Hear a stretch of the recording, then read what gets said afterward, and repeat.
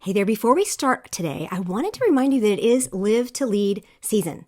Between October 1, 2024 and February 28 of 2025, I've got the ability to share a premier leadership tool that will inspire, encourage, and challenge you to elevate your leadership. So if you are local to Central Virginia, especially the greater Charlottesville area where I am, and you're listening to this episode when it drops on October 14th, you can take part in a full-day live, in-person Live to Lead conference here in Charlottesville this Friday, October 18th. But if you're not available or you don't live in this area, keep an eye on my socials and my website because we're having the opportunity to look at 2 more live in-person events in the Central and Northern Virginia areas before the end of February.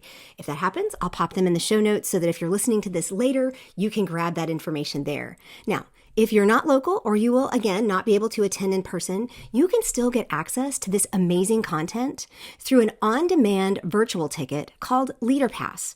Now, with LeaderPass, you get a 5-day virtual on-demand access to Live to Lead 2024, featuring all the speakers that you might have heard at Live to Lead Charlottesville, including, and in addition to, Malcolm Gladwell, Chris Robinson, and Brandon Dawson. So it's a total of 8 speakers from this year alone. On top of that, you will have access to 9 speakers from the past, people like Marcus Buckingham, Ryan Leake, Ed Milet, and Jamie Kearns-Lima.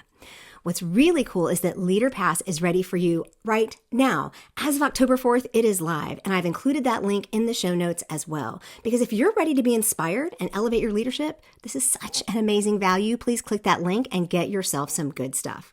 If you're a business owner or think this is something that your organization would be interested in, we should talk about a corporate license. If you have 75 or more in your organization, we can brand it for you specifically, and you can make it available to your entire team or organization with your own portal, a place for your team to take notes on the speakers, and even an extended watch window, meaning longer than 5 days. Now, commercial over. I wanted to make sure you had all that information before we started because this is Stand Tall and Own It. I'm your host, Andrea Johnson, and I want to get down to business here on the 4th and final episode in our series about leadership.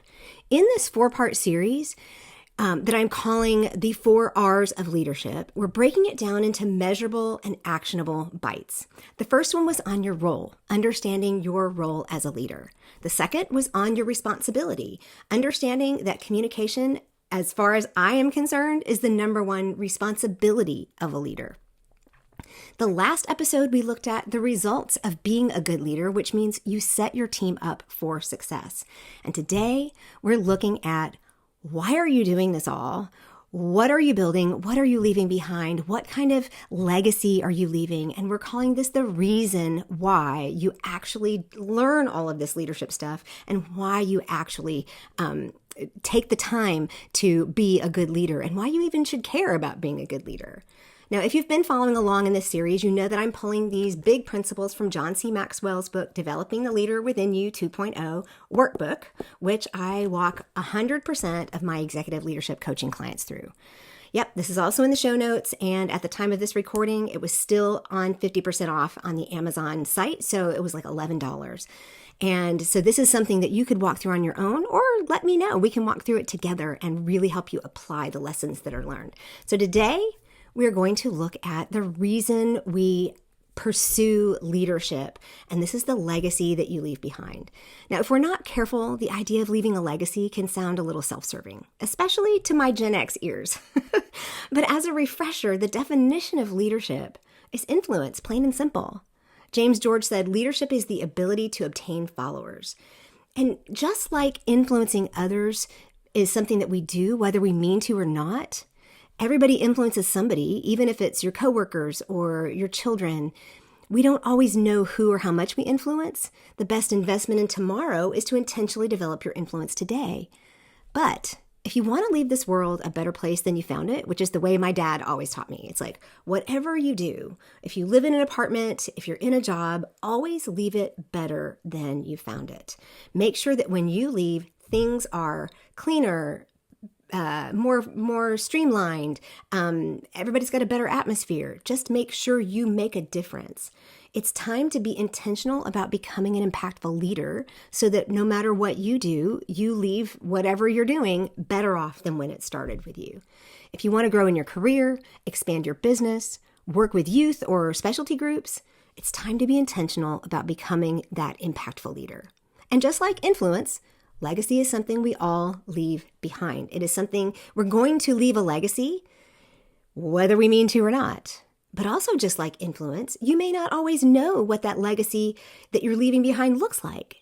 Because also just like influence, the very best investment is to be intentional about what that legacy will look like. Now, as a quick refresher, John Maxwell talks about 5 levels of leadership. And the goal is to walk up through them in just about any area of your life. Because if you go back to the episode I did on your role as a leader, I pointed out that sometimes in different circumstances, you might have a different level of leadership in that circumstance, but the goal is to become all the way up, is to go all the way up to level 5. So those 5 levels of leadership are position. People follow because they have to. This is the mama saying, do it because I said so, right? Or a boss. I actually said that to somebody one time. It was not a good boss moment. The second level is permission. People follow because they want to. And this is because either they're afraid or they like you or they know that this is a better path for them. Either way, they've given you permission to be their leader. The third level is production. People follow because of what you've done for the organization. I love the example of salespeople doing really, really good in sales and then somebody putting them in charge of a team. And then the team follows them because they've been really productive in the sales department, but they don't really know how to lead a team. So this is the kind of a level that you need to find a way to actually communicate that to your people. But today I want us to look very closely and seriously about levels 4 and 5. Level 4 is people development. This is when people follow you because of what you've done for them. Now, on the negative side of that, it could be that you give them all kinds of gifts or you praise them all the time, or maybe you've given a promotion, whether they needed it or not, or deserved it or not. Who knows, right? That's the negative aspect. But on the positive side of people development, it's when you're invested in your team. It's when, like I told my people when I hired them, this is a launch pad job for you. This is not a landing pad job. I want to grow you while you're here and help you go to something bigger. People see that as a legacy that you're leaving. But level 5 is pinnacle leadership. And this is when people follow because of who you are and what you represent. And that means that you've got your character in place, that you've got your production in place, that you've got your role in place, your communication in place. All of those things are in place. And you graduate up to this level 5 where people are like, I want to be like you. It's a little intimidating, but it's a great place to be. Now, in level 4, people development, that's where you begin to leave a real legacy. But level 5, that's what we strive for. So what does it take to get there? We're going to look at 2 areas, and this is not easy, right? If level 5 were easy to get to, everybody would be there. But it's not easy and it's not free. So we're going to look at 2 areas that will help you be more intentional about rising to levels 4 and 5 especially. And the first one is to understand that with all leadership, there's a price tag. I don't like to talk about price tags. I'm one of those people that has to look at price tags when I walk in a store. But the price tag for good leadership and leaving a good legacy is self-discipline. Honestly, it doesn't sound fun to me at all. It smacks of deprivation, hyperfocus, and a distinct lack of fun, right? However, if you embrace the fact that the greatest challenge of a leader is leading yourself first, then this one becomes pretty self-evident. You actually have to do the work yourself. And I've said that many times on this podcast. Like, if you're not willing to do the work, please don't lead people, because you're only going to cause harm if you're not willing to do the work yourself. But guess what? You don't have to be a leader. I actually know someone who, in that same sales situation that I mentioned a minute ago, did fine as a team leader, but decided they didn't want that kind of responsibility all the time. So they asked to step back instead of being a team leader to just be an individual contributor again. And they were much happier because they knew that that was not the responsibility they wanted in that area of their life, because they took being a leader very seriously, which is good. And just like that situation, there was someone ready to step up. There are plenty of people out there ready and willing to put in the work. But if you do want to make a difference, to leave a legacy, then there is work to be done. And when you realize that everything worthwhile is uphill, like all the good stuff is up there, then you realize why self-discipline is essential. Now, before you start thinking of self-discipline as an expense, right? This doesn't fall on the expense side. Even though there's a price to pay, I don't think it falls on the expense side of the balance sheet. Maxwell makes a really compelling argument to think of it as an asset. And he walks through about seven different things. So I'm going to touch on quite a few of them here, but I'm not going to walk you through all of that. I'd love you to walk through the workbook, and I'd love for you to get in there and dig into this for yourself. But here's a few of them and kind of how they play out. Self-discipline allows you to go uphill. Right? My sister, it builds that muscle for you that allows you to take that uphill climb. My sister's a great example of this. She, like me, is determined to make her body strong for the long haul. She eats well, and she walks about 3 miles a day, like no joke, doesn't miss, in the rain, in the snow, on vacation, she's doing it. And when she's at home, she wears a 12-pound running vest. And she just returned from a 10-day cruise around the Adriatic and Mediterranean. And at every single port, they're these people. They got off the boat to see everything possible with every single minute and second that they had. And she Marco Polo'd me from one place, I think it might have been in Croatia, coming down some cobblestone hills. She said she is so glad that she has been out walking with this weighted vest because she never would have survived some of these old towns full of steep cobblestone streets. Self-discipline for her paid off. Just like self-discipline just like that, it turns good intentions into good actions. Sorry for stumbling over my words there, but it's all about conditioning yourself to handle whatever it is, the hills or the mountains that come your way. Another aspect of self-discipline that helps it not be in the expense category is that it makes a difference between temporary and sustained success, right? When you know that everything worthwhile is uphill, as my dad used to say, both ways, right? You know that there is a price to be paid for that longer term, and you've got to take those lower level steps to get there. There's an old saying that sacrificing the long term in order to enjoy the short term that's not going to work. Self-discipline makes the difference and helps you not do that. Author Koppmeyer called self-discipline the most important of the thousands of success principles he discovered. He said there are 999 other success principles, but without self-discipline, none of them work. So it may not be sexy and it may not be fun, but it is essential and it will pay off. And here's how. It makes your habits your servant instead of your master. Just about every time I am interviewed or anybody even asks me about a book recommendation, if there's one book that really changed your life, I always say it's Atomic Habits by James Clear. Understanding the science behind habit formation or unformation or rewinding them or whatever you want to call it, or breaking, I hate to use that word. It sounds so violent. And I want to be gentle even in habit formation or deformation, but it's been revolutionary in my own self-discipline work because we all have habits that end up running our lives. So if we're not intentional about them, we end up in the ruts that make it harder for us to make that uphill trek. So the more you can systematize your actions and the actions that you want, the greater your capacity is to do more. I forget who it was. Maybe it was Einstein that said he doesn't memorize anything that he can look up. It's that kind of thing. It's like systematize certain things that give your brain the capacity to do bigger stuff. Self-discipline is a muscle to be developed. It's not something that somebody can just give you. Resisting temptation to coast, understanding when to expend energy in order to conserve the resources helps you know what matters most. Gary Keller calls this your one thing. And staying focused on your one thing allows you to develop that muscle in a precise and intentional way. It's more easily developed when you work in areas of strength or passion. I am a big proponent of playing to your strengths. It's a no-brainer for me, but when you can take small wins in the areas of your strengths, you can actually build up serotonin and the ability to do more later. It's also very closely connected or tied to respect.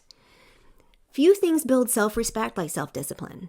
Remember my sister? Her confidence and self-respect have definitely gone up with all the self-discipline she's been exercising.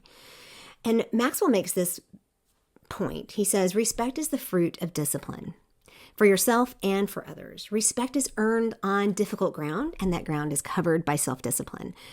You know, if I had to be honest with you, this is one of my least favorite topics to talk about. partially because there are areas, and this whole idea of self-respect and working within your strengths and passion is very difficult for me, especially. There are areas in my life where I feel like I just don't have any self-discipline. And if you ask my sister, she'd say there's areas in her life where she has none.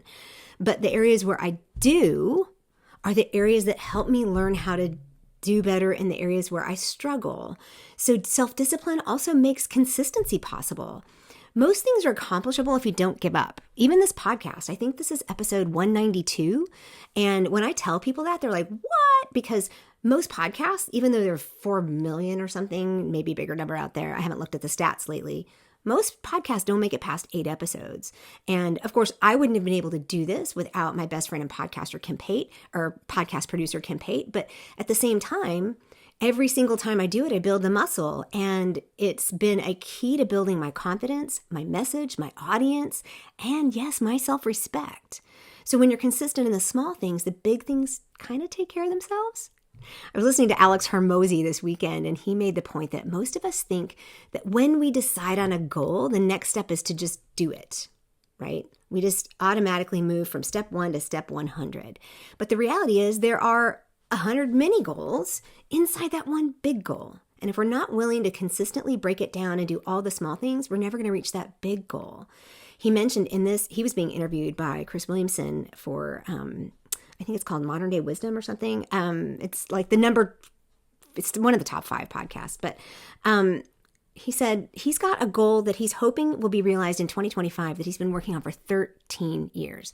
If you don't know who Alex Hormozy is, he's a bazillionaire that works with 10 millionaires, right? It's like, he's like, you make $10 million, I'll work with you. So this is somebody who understands the idea of goal setting. And he has made it less of a goal-oriented and more, and we're going to talk about this in the next point, more growth-oriented. But if you want to know how to evaluate your self-discipline, here's a couple of questions for you. Because most of us will say, I'm really not self-disciplined in this area, but I am in this area when it comes to keeping my room straight. For me, my bed gets made every morning. I don't leave things out. I put things away. If my room is messy, that tells you something really bad is going on in my life. So why is it that I can do that, but I can't do this other thing? So some questions to ask are, what's your natural attitude toward life, right? Take a step back and look at the bigger picture. What are your expectations versus reality? Are you expecting positive things, and when they don't quite go that way, are you upset? Or are you expecting negative things, and when they turn out positively, you're delighted? A lot of self-discipline has to do with mindset, being willing to see things in a way that is realistic. Sometimes we need to be more negative about certain things, and we need to not have rosy colored glasses on. And then there's other times when we really do need to say, hang on, this is what we call in the small goals, positive reinforcement or disconfirming evidence. I didn't know I could do that. And here I am at day 144 on Duolingo, and I thought maybe I would never make it past 90. Do I know Korean any better? I don't know, maybe just a little bit, but at least I'm keeping the streak alive by doing really, really, really small steps. Maybe that's my 13-year goal, is to be able to speak Korean conversationally. But the second question to ask yourself is, what is the self-discipline mountain, that one area of your life that is consistently most challenging for you? Where have you had success that could encourage you to move forward in this particular instance, rather than you can look at your failures in this self-discipline area, but what are the areas that have given you success? Or what are the things you've tried that have given you success in this area? And use those to encourage you to overcome this situation, this particular time that you're dealing with it. And the third question is to ask yourself, what positive habits of discipline do you currently practice? And how do you develop them? And if you don't have any, I'm going to highly suggest Atomic Habits. And I'm going to suggest to you that you pick one, right? What is a positive habit that you want? I'm also going to say that it's very possible that your habit also needs to be broken down into smaller habits. But when you read Atomic Habits, you'll see what that means. It's all the same kind of thing. So the price tag of leadership is self-discipline.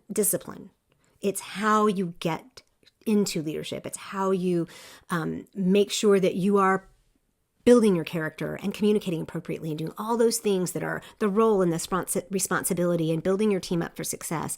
That's all done through self-discipline.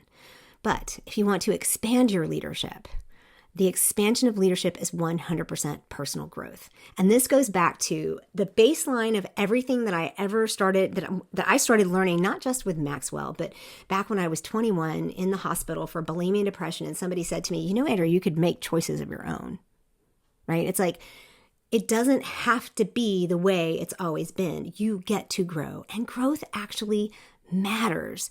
Maxwell lays out a bunch of ideas here as well, and I'm going to highlight them. But the one thing that I read early on in my Maxwell work, when I started looking at being a Maxwell certified speaker trainer coach, was that growth is the only guarantee that tomorrow will be better than today, ever. That's the only guarantee. I mean, even if you win the lottery and that doesn't require your growth, do you know the percentage of lottery winners that lose their money in the first year or 2 years? It is immense. It's terrible.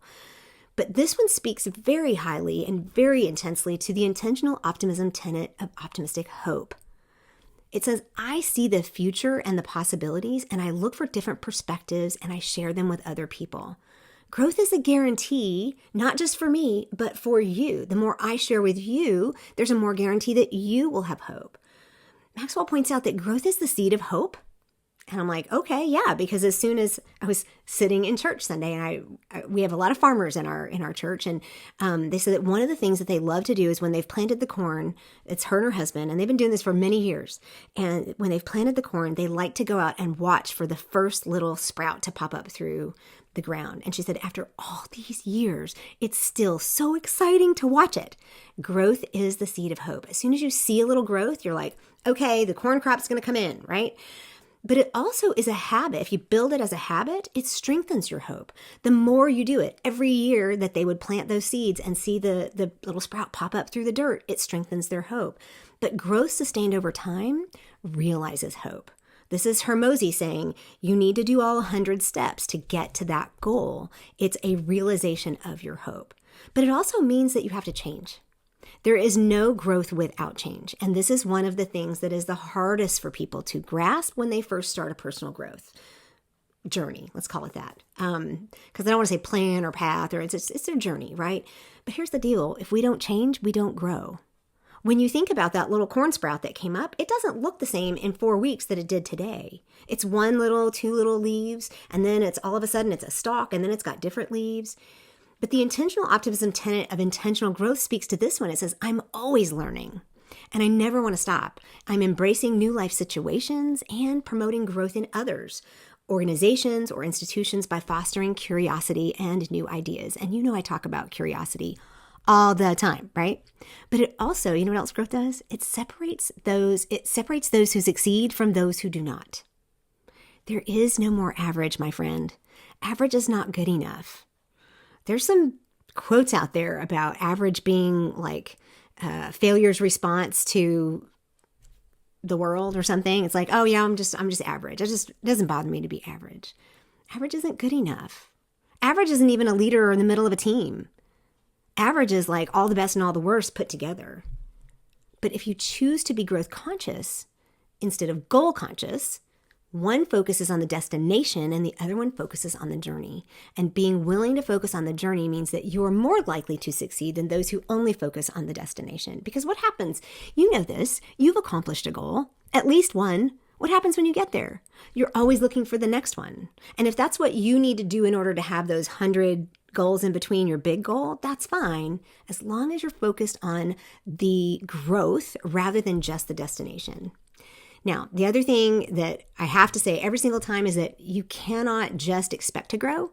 Children will grow automatically unless we do something terrible. If we don't feed them, and plants will grow automatically as long as they have the right conditions, water, food, sunshine, that kind of thing. But one of the things that we can do in order to grow well is to have a really good strategy.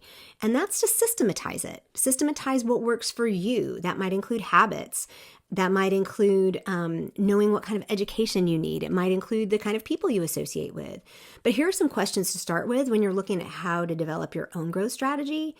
It's the consistency question. How can I grow each day? And that goes back to the self-discipline, right? This is where it all ties in together. But then there's the application question. How do I apply this and how do I act on it, right? If I've learned something new, I say this to my clients, almost every single client that I've ever worked with, in almost every single meeting that we've had, it's like, you know what you know when you know it. You didn't know it yesterday, but you know it today. So how can you act on that for tomorrow? Because tomorrow you don't have the excuse of not knowing it because you know it today. And then the third question to kind of look at is, how do you measure this, right? What if you don't want to be 100% goal focused and you want to be growth oriented, how do you measure that? How do you, so you need to figure out what works for you. And if it's accomplishing those 100 small things, then that's the pieces that you might need to do. But here's the deal. The outcome of growth is absolute joy. It fills you up. It expands you. It makes you bigger. As soon as you think, oh, I'm stretched as far as I can go, you'll rest a minute and then you'll expand bigger. And when you do that, it shows you a bigger vision and a bigger mission, and it overflows to those around you. In the intentional optimism tenet of energetic and excitement, it says, I freely share the joy that I feel, knowing that it will circle back and generate even more inside of me, fueling my ability to be even more productive. This is a lovely kind of self-propelling thing. I heard from the stage, I think when I went to the meeting in Orlando for the Maxwell team leadership, when I was being certified, this guy from the stage said, people can spot a grower from a mile away. They know you're different. And when you are fueled by the joy of your own growth and your own accomplishment, even if it's little bitty steps, 100 of them to that first goal, they feel that and they can participate in that with you. And it brings a whole different energy to every meeting, every interaction that you have, every family dinner, every community organization, every time you meet with your team. It literally will fuel joy in your entire organization. Talk about a way to lead. So when we look at, in order to expand your leadership, what are you doing to become growth oriented? So take a look. Here's 3 questions. Take a look at how your mindset has affected your growth. Is it, again, growth oriented or is it goal centered? You can have both. And you may need both in order to measure that growth, but you need to make sure that it is growth oriented, even if you can't see the goal. Even if the goal gets passed today and tomorrow and the next day and the next day, make sure that it's the path of growth you're on and not a goal, because otherwise you're consistent. I mean, when you reach a goal, then what's next? Right? It's just like, that's the first thing that I would want you to ask yourself. Number 2, how often do you do things that take you out of your comfort zone? I talked a minute ago about being stretched. Like, we think we're going to grow, and this particular situation is going to stretch me and it's going to grow me to a point where I'm not comfortable. Well, as soon as you do that, you adapt and you learn how to be more comfortable. What do you do that takes you out of your comfort zone? Are there things that you do on a regular basis? Is this something you could do every day? Maybe once a week, maybe once a quarter. Look at it in the different aspects of your life. Pull out the life wheel. I've got one of those that you could download. Pull out the life wheel and say, am I doing this in my job, in my finances, in my relationships, in my fun time, in my self-care? Am I challenging myself in all those areas? And the third question I would ask you, if you're expanding, whether or not you're expanding, is, are you at a plateau? I mean, I cannot tell you how many plateaus I've hit. If it's in weight loss, if it's in exercise, if it is in a job market or growing in that area of leadership, if you're at a plateau, how might you need to grow in order for you to move off that plateau? And I don't mean falling off the edge and going down. I mean moving up. Right? Going from one base camp to get to the next base camp on Mount Everest or something. How can you grow in order to get off the plateau? Look, understanding your core values is one of the main things that you can do in this area. It can be pivotal to your leadership. And when I say stop imitating other people's principles and priorities to develop your own for sustainable, impactful leadership, this is what I'm talking about. This kind of work will get you off plateaus. This kind of work will help you become much more self-disciplined because you're going to honor yourself and you're going to honor your own core values. And this is the kind of work that will help you step out of your comfort zone and expand your leadership all the way up to 4 or 5. So when you look at those 5 levels of leadership now, What do the prospects of leveling up to levels 4 or 5 feel like? Are you willing to pay that price to develop that self-discipline muscle? If you are, then the promise of hope and joy awaits with the prospect of persistent, consistent growth throughout the rest of your life. And if you're ready, it's Live to Lead season. Live to Lead Charlottesville, again, is this Friday at the airing of this particular episode, is one of the ways that I can serve you. These speakers and interactive activities will truly help you in all of these areas. It's just right around the corner, Friday, October 18th, or online or on demand, you can use LeaderPass with access to a total of 16 speakers. This could be your answer. Both links are in the show notes and can be found on my website. But I'd love to hear from you. DM me on Instagram or LinkedIn. Email me, Andrea@theintentionaloptimist.com. Respond to my newsletter or like and subscribe if you're watching on YouTube. You've gotten all kinds of hand gestures today and all kinds of silly faces. If you're listening on a podcast app, please rate and review and follow and share this with others because, my friend, it is time to stand tall and own that legacy that you're building. It's time to be intentional about it. The world needs more curious, welcome, wise leaders. Those that understand their core values, recognizing their strengths, and live by a clear set of life principles. You need the foundation that helps you lead with integrity, humility, and authority, all while mentoring that next generation. This is what being a level 5 leader looks like. When you know who you are, you can stop imitating others and start defining your own principles for sustainable and impactful leadership. As you embody your unique values, you will inspire and empower others to do the same, fostering diversity and authentic leadership across generations and demographics. This concludes our 4 R's, levels of leadership, and I am excited to hear from you, and I would love to see you at Live to Lead Charlottesville. So, until next time.